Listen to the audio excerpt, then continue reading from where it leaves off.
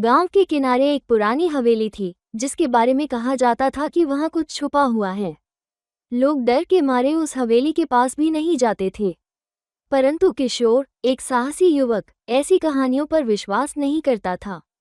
एक दिन उसने अपने दोस्तों से कहा, मुझे लगता है ये सब झूठ है। आज रात मैं उस हवेली में जाऊंगा और सच पता लगाऊंगा।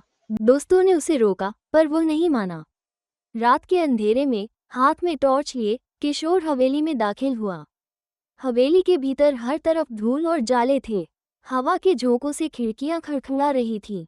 उसकी नज़र एक कमरे के कोने में रखे एक पुराने संदूक पर पड़ी। संदूक पर जंग लगा हुआ ताला था और उसके चारों ओर अजीब सी आकृतियां बनी हुई थीं। किशोर ने संदूक को खोलने की कोशिश की, परंतु ताला टूट नहीं रहा था।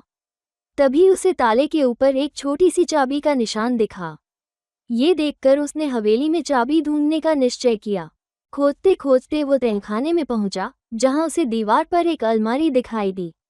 अलमारी खोलने पर उसमें से एक छोटी चाबी मिली।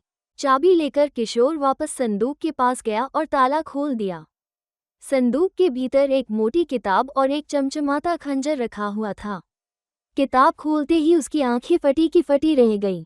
उसमें पुराने खजाने का नक्शा था, जिस पर लिखा था, जो इस खजाने को पाएगा, उसे सबसे पहले अपनी बुद्धिमानी का प्रमाण देना होगा। किशोर ने नक्शा उठाया और वापस जाने के लिए मुड़ा। तभी हवेली में तेज हवा चलने लगी और अजीब आवाजें आने लगीं। किशोर घबराया, लेकिन उसने खुद को संभाला और बाहर निकलने का रास्ता ढूंढने लगा।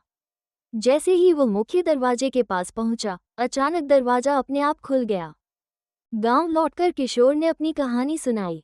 सबने उसकी हिम्मत की दाद दी। हालांकि खजाने का रहस्य अब भी बरकरार था। वो संदूक और हवेली आज भी लोगों के लिए रहस्य बने हुए हैं।